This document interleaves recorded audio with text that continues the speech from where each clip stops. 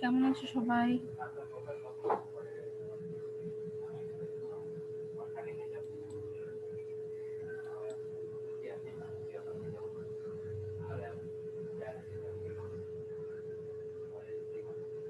Miss আলহামদুলিল্লাহ ভালো আছি, আপনি কেমন আছেন? হ্যাঁ, আলহামদুলিল্লাহ আমিও ভালো আছি। কথা শুনতে পাচ্ছো?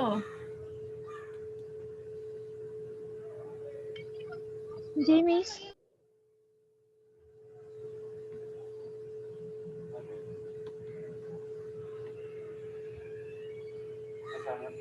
তোমাদের কলেজ যে খুলে দিবে জানো তো? জি মিস। কবে বলো? 30শে মার্চ। দীর্ঘ 1 বছর ছুটির পরে অবশেষে তাহলে খুলে দিবে।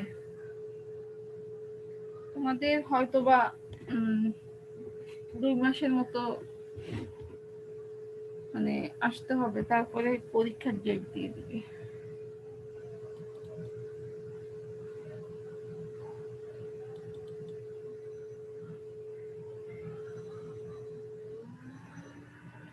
আজকে হচ্ছে 3য় অধ্যায়টা একটু পড়াবো।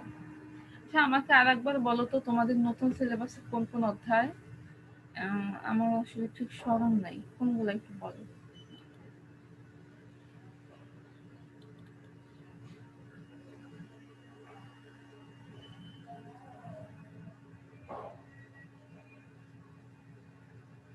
কেউ একজন বলো যে কোন কোন অধ্যায়গুলো আছে।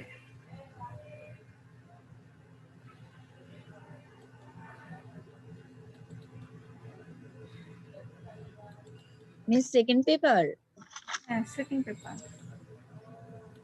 মিস প্রথম, দ্বিতীয়, তৃতীয়, চতুর্থ আর 11 অধ্যায়। দ্বিতীয় অধ্যায়ের কি 3টাই আছে? দ্বিতীয় অধ্যায় যে 3টা প্রাণী কি আছে নাকি 2টা?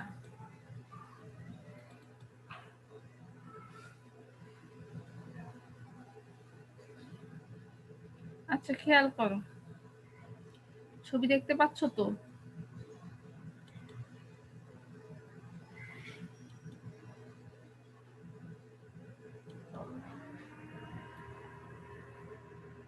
আচ্ছা, এটা হচ্ছে সমগ্র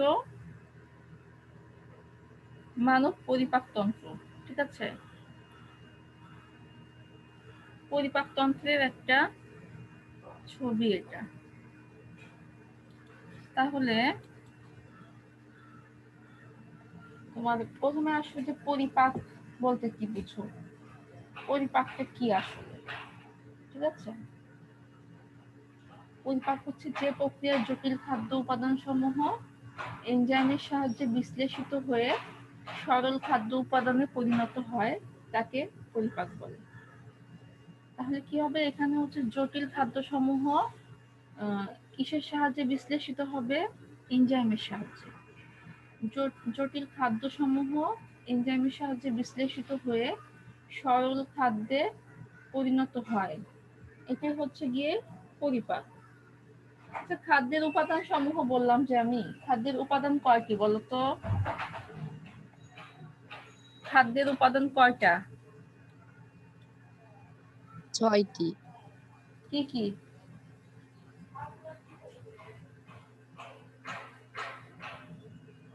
বলো। মিস আমিষ, শর্করা, তারপরে স্নেহ, তারপরে হচ্ছে ভিটামিন, পানি, খনিজ লবণ। কার্বোহাইড্রেট, তারপরে হচ্ছে আমিষ, স্নেহ, ভিটামিন, খনিজ লবণ এবং পানি। তাই তো? এই 6টা উপাদান হচ্ছে খাদ্যের। আচ্ছা, এখন আসো পরিপাক তন্ত্র বলতে কি বুঝো? সাউন্ড হয়।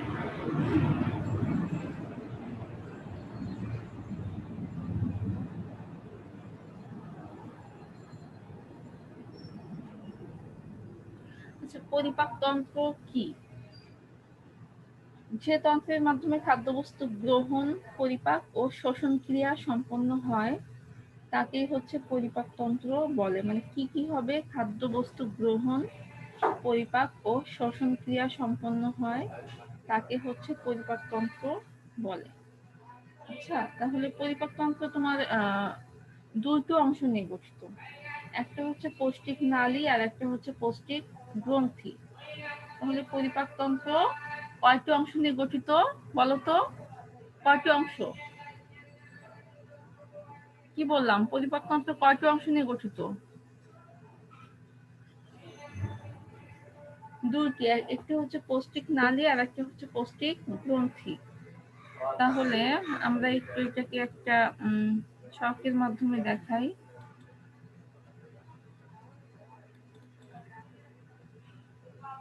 এই যে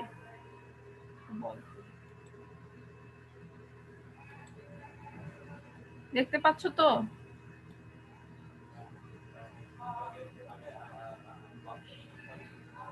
আচ্ছা, পৌষ্টিক তন্ত্র, পৌষ্টিক নালী এবং পৌষ্টিক গ্রন্থি। আচ্ছা, তাহলে পৌষ্টিক নালীর মধ্যে কি কি আছে একটু দেখো। পৌষ্টিক নালীর মধ্যে কি কি আছে? মুখ ছিদ্র, মুখ গহ্বর, গলবিল, অন্ননালী, পাকস্থলী, ক্ষুদ্রান্ত, বৃহদন্ত্র, বায়ু। এখানে ক্ষুদ্রান্ত 3টা অংশে বিভক্ত।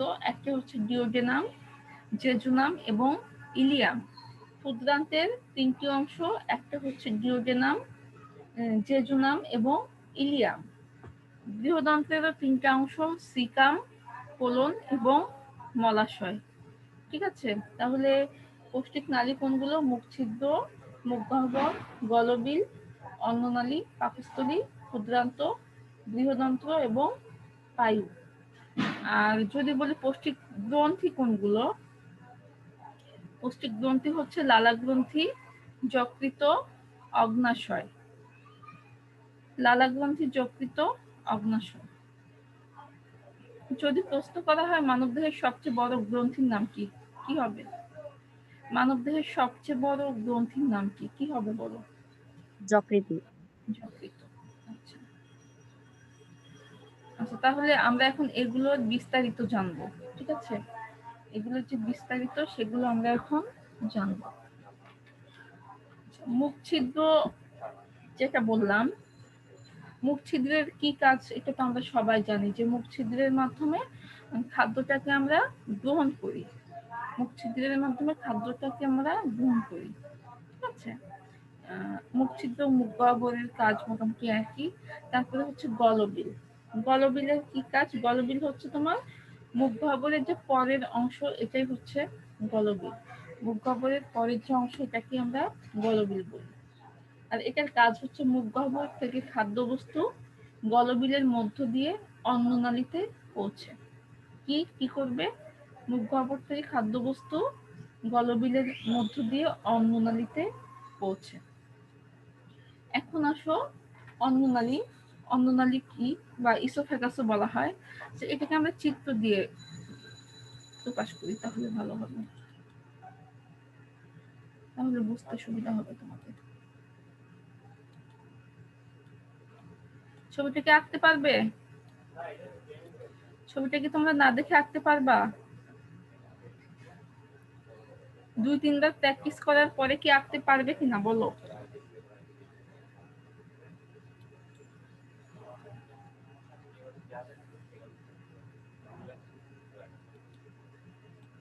আচ্ছা, এই যে অন্ননালী, লম্বা যে নালীটা দেখতে পাচ্ছ, এই যে লম্বা নালী, এটা কি বলা হচ্ছে? অন্ননালী বা ইসোফেগাস।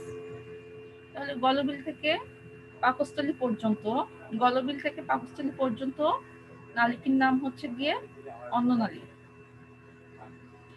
খাদ্যবস্তু এই নালীর মধ্য দিয়ে পাকস্থলীতে পৌঁছে। তাহলে খাদ্যবস্তুটা এই নালিকার মধ্য দিয়ে এই যে পাকস্থলীর থলি আকৃতির যে অঙ্গটি, এটির নাম হচ্ছে পাকস্থলী। এই নালীর মধ্য দিয়ে খাদ্যবস্তুটা এই পাকস্থলীতে এসে পৌঁছে। ঠিক আছে। আচ্ছা, তাহলে এটি প্রায় 25 সেন্টিমিটার লম্বা। এটি লম্বায় প্রায় 25 সেন্টিমিটার। ঠিক আছে। আচ্ছা, এরপরে যেটা সেটা হচ্ছে পাকস্থলী। এই যে নীল কালারের যে অঙ্গটা, এটি হচ্ছে পাকস্থলী। আসলে আমি কালার করেছি বিভিন্ন, মানে বোঝার সুবিধার্থে কালার করেছি। ঠিক আছে। পাকস্থলী হচ্ছে অন্ননালী এবং ক্ষুদ্রান্তের মাঝখানে একটি থলির মতো অঙ্গ। এটা দেখেই মনে হচ্ছে এটি একটি থলির মতো অঙ্গ। আচ্ছা, যদি প্রশ্ন করা হয় যে পাকস্থলীর কাজ কি, কি বলবা? কি কাজ করে এটা? পাকস্থলীটা কি কাজ করে বলো তো?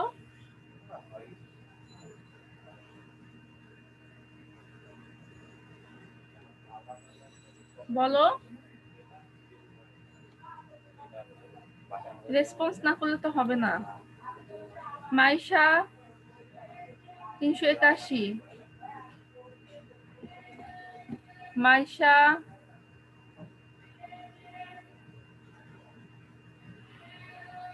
মানসুরা 341।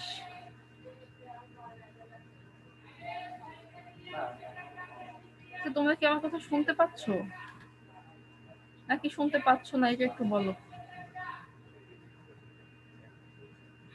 তোমরা কি আমাকে শুনতে পাচ্ছ নাকি পাচ্ছ না, এটা আমি একটু জানতে চাচ্ছি। মিস আমরা শুনতে পাচ্ছি তো। শুনতে যদি পাও তাহলে আমি যে প্রশ্নগুলো করছি একটার অ্যান্সারও কিন্তু আমি পাচ্ছি না। যদি প্রশ্ন শুনতে পাও তাহলে অ্যান্সার করতে হবে।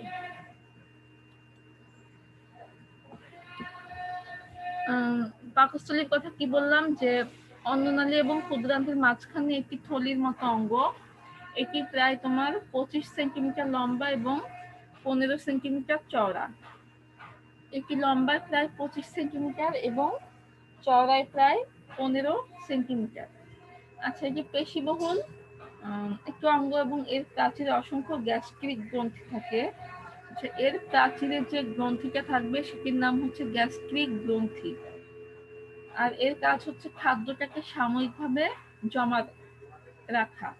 খাদ্যটা এর মধ্যে সাময়িকভাবে জমা থাকে। ঠিক আছে, এটাই হচ্ছে পাকস্থলীর কাজ। আচ্ছা, এখন আসো, এখন যেটা সেটা হচ্ছে অন্ত্র। অন্ত্র হচ্ছে দুইটা, একটা হচ্ছে ক্ষুদ্রান্ত আর একটা হচ্ছে বৃহদন্ত্র। আচ্ছা, তাহলে অন্ত্রের যে কথাটা, প্রথমে আসো ক্ষুদ্রান্ত।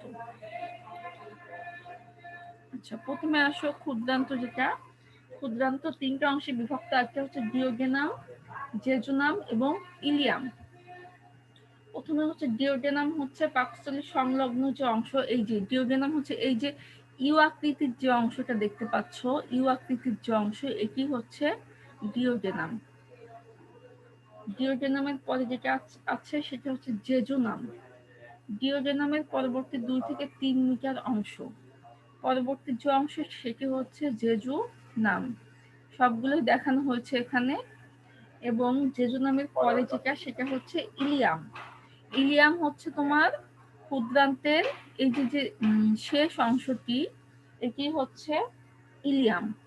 তাহলে ইলিয়াম হচ্ছে তোমার ক্ষুদ্রান্তের যে শেষ অংশ, এটি হচ্ছে ইলিয়াম, যেটা কিনা তোমার বৃহদন্তের সাথে যুক্ত থাকবে। ঠিক আছে, ক্ষুদ্রান্তের শেষ অংশ যেটা কিনা বৃহদন্তের সাথে যুক্ত থাকবে, এটি হচ্ছে তোমার ইলিয়াম। আচ্ছা, এটি হচ্ছে ক্ষুদ্রান্তের প্রাচীরে আঙ্গুলের মতো কিছু অভিক্ষেপ আছে। ক্ষুদ্রান্তের প্রাচীরে আঙ্গুলের মতো কিছু অভিক্ষেপ আছে, এগুলোকে কি বলি? এগুলোকে বলা হচ্ছে ভিলাই। ঠিক আছে, যদি বলা হয় ভিলাই কি, ভিলাই হচ্ছে তোমার ক্ষুদ্রান্তের প্রাচীরে যে কিছু আঙ্গুলের মতো অভিক্ষেপ আছে, এগুলোকে বলা হচ্ছে ভিলাই। আচ্ছা, তাহলে ক্ষুদ্রান্ত যে তিনটা অংশই তো জানলা, ডিওডেনাম, জেজুনাম এবং ইলিয়াম। আচ্ছা, এখন হচ্ছে বৃহদন্ত্র। বৃহদন্ত্র হচ্ছে, আমি কিন্তু পড়ার শেষে জিজ্ঞেস করব, মনোযোগী হতে হবে। নাম ধরে ধরে জিজ্ঞেস করব, যে বলতে পারবা না সে অ্যাবসেন্ট হিসেবে গণ্য হবা।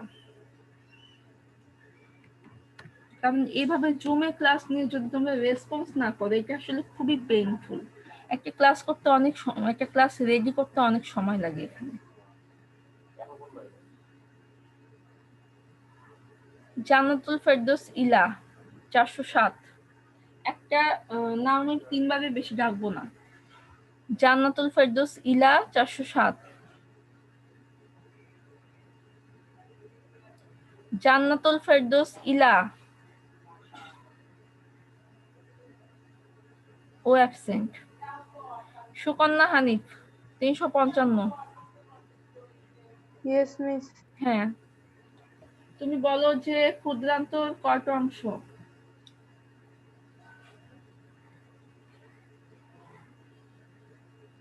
ক্ষুদ্রান্তের কয়টা অংশ বলো?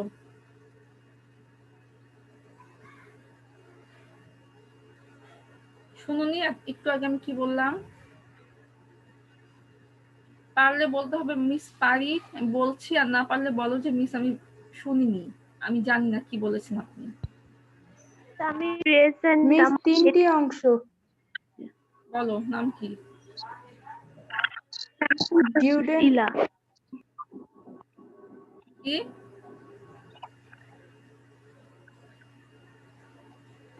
তিনটা অংশের নাম বলো। ডিউডেনাম, জেজুনাম আর ইলিয়াম। আচ্ছা, ডিওডেনাম, জেজুনাম এবং ইলিয়াম, ঠিক আছে। এই তিনটা অংশের মধ্যে কোনটি বৃহদন্তের সাথে যুক্ত থাকবে? আচ্ছা, এইটা বলবে আর একজন, তুমি না। মোমো 365। মোমো 365। জি ম্যাম। হ্যাঁ মোমো, তুমি বলো যে ক্ষুদ্রান্তের যে তিনটি অংশ, তার মধ্যে একটি অংশ হচ্ছে বৃহদন্তের সাথে যুক্ত থাকবে, সেই অংশটির নাম বলো তুমি। ম্যাম এটা ডিউডেনামের সাথে থাকবে। হ্যাঁ, কি বুঝি নাই কি? ডিউডেনামের সাথে। কেন ডিওডেনামের সাথে থাকবে? আমি বলেছি কোন অংশটা বৃহদন্তের সাথে যুক্ত থাকবে। যে অংশটি বৃহদন্তের সাথে যুক্ত থাকবে সেই অংশের নাম বলো। তুমি ছবি দেখেও তো বলতে পারো।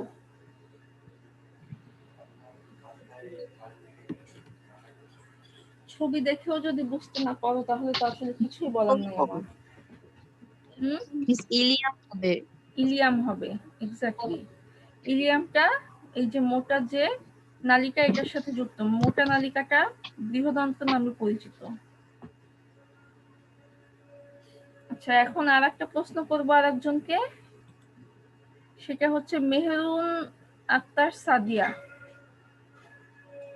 মেহেরুন আক্তার সাদিয়া, আছো? কথা আমি শুনতে পাচ্ছি না, জোরে বলতে হবে।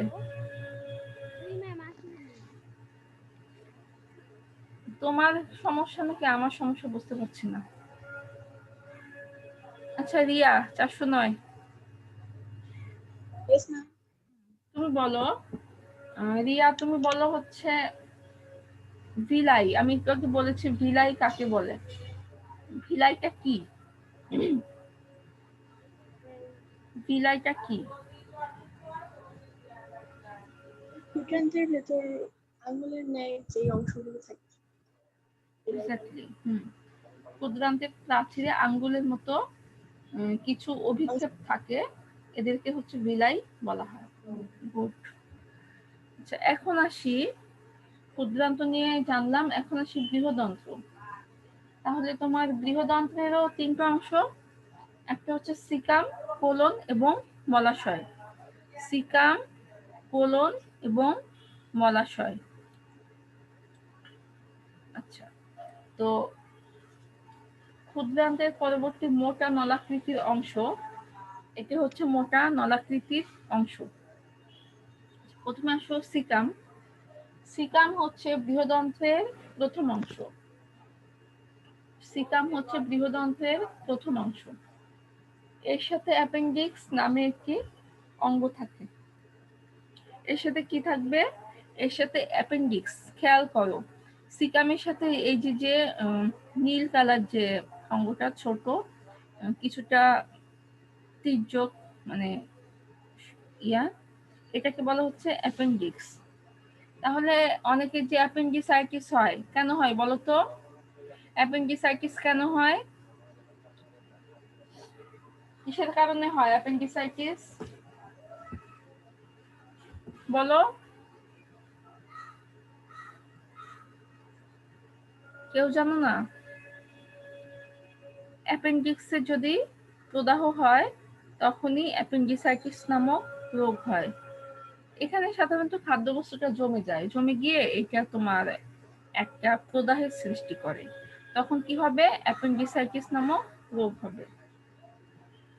আচ্ছা, যেটা বলছিলাম যে সিকামের পরে হচ্ছে কোলন। কোলন হচ্ছে এই যে এই পাশে যে নালিকাটা, মোটা নালিকা, এটাই হচ্ছে কোলন। তাহলে সিকামের পরের অংশই হচ্ছে কোলন, আর এরপরে লাস্টে যেটা সেটা হচ্ছে মলাশয়। বৃহদান্তের শেষ প্রান্তে থলির মতো যে অংশ, শেষ প্রান্তে থলির মতো যে অংশ, এটি হচ্ছে মলাশয়। আচ্ছা, তাহলে মলাশয়ের কাজ হচ্ছে মলটাকে জমা রাখে, মলটাকে জমা রাখাই হচ্ছে মলাশয়ের কাজ। আর পায়ু বা পায়ু ছিদ্র যেটা, এটার মাধ্যমে মলত্যাগ হয়। ঠিক আছে। আচ্ছা, তাহলে এগুলো গেল পৌষ্টিক নালীর কথা। এখন আসবো পৌষ্টিক গ্রন্থি। পৌষ্টিক গ্রন্থি তিনটা বলেছিলাম, একটা হচ্ছে যকৃত, লালা গ্রন্থি এবং অগ্নাশয়। ছবিতে খেয়াল করো, যকৃত হচ্ছে এই যে অংশটি যকৃত, লালা গ্রন্থি, লালা গ্রন্থি যে মুখের কাছে, এবং অগ্নাশয় হচ্ছে পাতার মতো যে অঙ্গটি, এটি হচ্ছে অগ্নাশয়। ঠিক আছে। আচ্ছা, এইখানে যে তিনটা লালা লালা গ্রন্থির কথা আমি বললাম, এই গ্রন্থিগুলোর মধ্যে একটাকে বলা হচ্ছে মিশ্র গ্রন্থি বা মিক্সড গ্ল্যান্ড। এটা কোনটি বলো তো? মিশ্র গ্রন্থি বা মিক্সড গ্ল্যান্ড কোনটিকে বলা হচ্ছে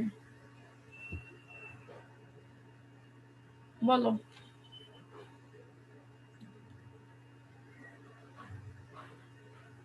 তাবাসসুম 305। জি মিস। হ্যাঁ, তুমি বলো, যে প্রশ্নটা আমি একটু আগে করলাম সেটার অ্যান্সার দাও। মিস ওই হুম, কি বললা? কোশ্চেনটা বুঝিনি। আচ্ছা, কোশ্চেনটা বুঝিনি আবার শুনো। কোশ্চেনটা। পৌষ্টিক গ্রন্থি যে তিনটা, একটা হচ্ছে লালা গ্রন্থি, যকৃত এবং অগ্নাশয়। ঠিক আছে। তাহলে এই জি। তিনটা হ্যাঁ, গ্রন্থির মধ্যে একটিকে বলা হচ্ছে মিশ্র গ্রন্থি বা মিক্সড গ্ল্যান্ড। কোনটিকে বলা হচ্ছে বলো?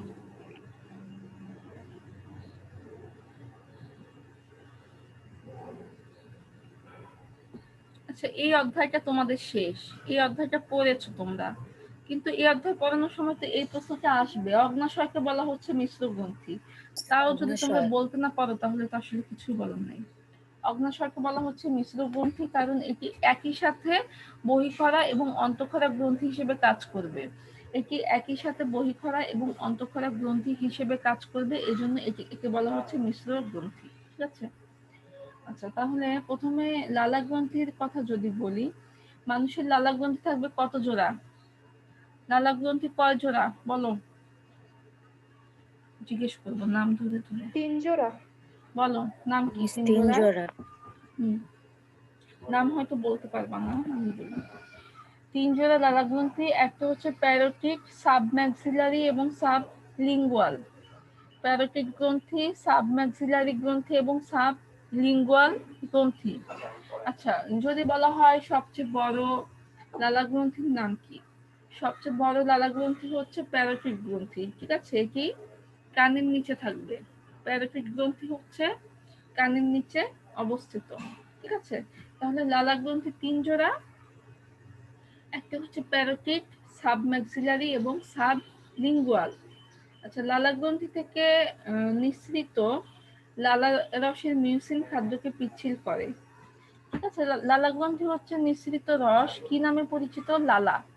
লালা হচ্ছে লালা গ্রন্থি থেকে নিঃসৃত রস, যেটি কিনা লালা নামে পরিচিত। আচ্ছা, লালা রসে টায়ালিন নামক এনজাইম থাকে। যদি প্রশ্ন করা হয় কি এনজাইম থাকবে? টায়ালিন। আচ্ছা, তাহলে একজন সুস্থ মানুষ ডেইলি তোমার 1200 থেকে 1500 মিলিলিটার লালা ক্ষরণ করে। কত? 1200 থেকে 1500 মিলিলিটার, ঠিক আছে, লালা ক্ষরণ করে।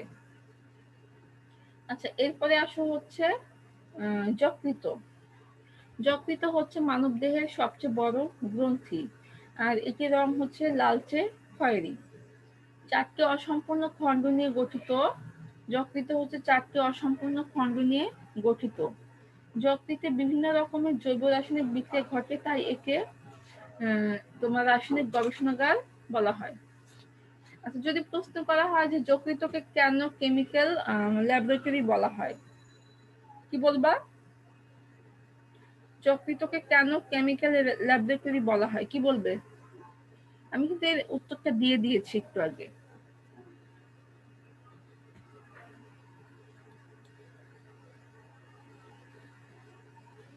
তাবাসসুম,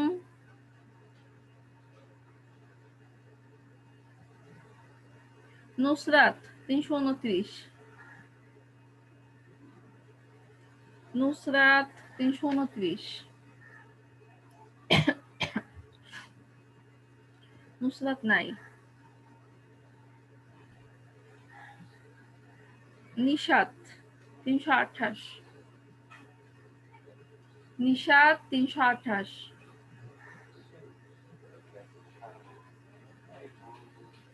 আচ্ছা, যকৃতকে তোমার কেমিক্যাল ল্যাবরেটরি বলা হয় কারণ যকৃতে বিভিন্ন রকমের জৈব রাসায়নিক বিক্রিয়া ঘটে।